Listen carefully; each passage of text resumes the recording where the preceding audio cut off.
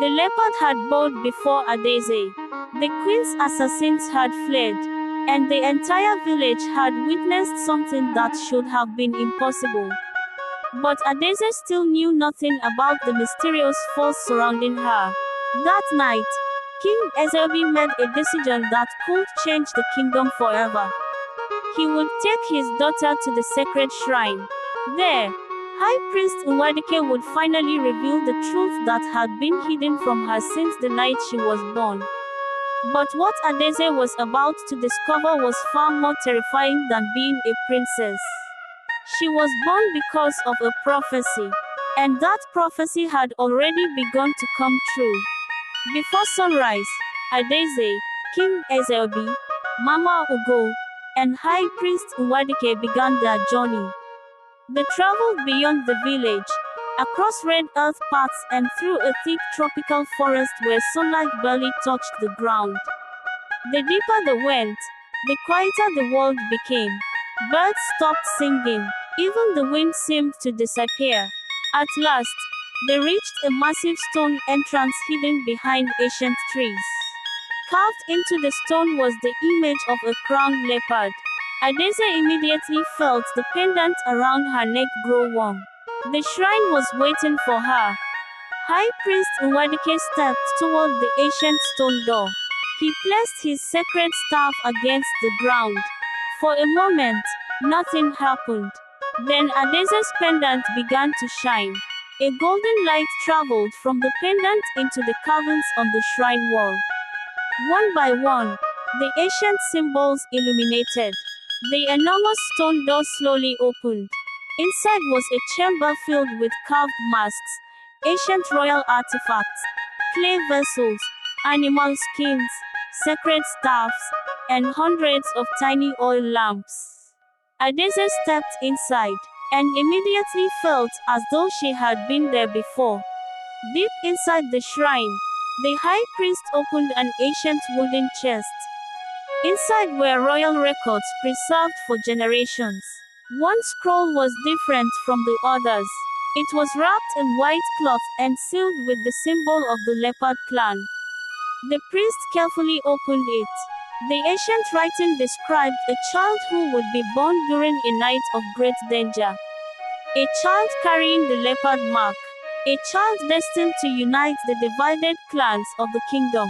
A child who would either restore the kingdom or watch it fall. Adeze realized the prophecy was describing her. The truth about Adeze's disappearance was finally revealed. On the night she was born, the high priest had received a terrifying vision. The kingdom would face betrayal from within the royal family. The princess would be targeted before she reached adulthood, and the person who wanted her dead would be someone close to the throne. The king had been given only one choice: hide his daughter, remove her from the palace, allow the kingdom to believe she had died. It was the only way to keep her alive. King Ezeobi had spent 20 years carrying the pain of that decision. But the prophecy had never said how Adeze would return. Until now. Then the high priest revealed something even more shocking. The pendant around Adeze's neck was only half of an ancient royal symbol. From another hidden compartment, he removed a second piece. When the two pieces were placed together, they formed a complete golden leopard, the royal symbol of the first kings of the kingdom. Adeze's pendant had not simply identified her as the king's daughter. It had been designed to unlock the ancient shrine. And now that it had awakened, the kingdom's oldest secret could finally be revealed. Behind the ancient wall was a hidden chamber. Inside stood an enormous carved wooden statue of the first king. At its feet rested an ancient crown. Not the crown worn by King Ezeobi. This crown was older. It belonged to the first ruler of the leopard clan. According to the ancient records, whoever wore it would be recognized as the rightful protector of the kingdom. Adeze slowly approached it. The moment her hand touched the crown, the entire shrine shook. The oil lamps burst into golden flames. and the carved leopard statue opened its eyes. Adeze suddenly saw something no one else could see. She saw the kingdom burning. She saw soldiers fighting in the palace courtyard. She saw Queen Nkem standing beside Prince Obinna. She saw King Ezeobi lying on the palace floor. And then she saw herself standing before the throne. But the vision changed. The palace disappeared. The kingdom became peaceful. The people gathered together, and Adeze stood beside the king. The vision revealed something terrifying. The future of the kingdom depended on a choice she had not yet made.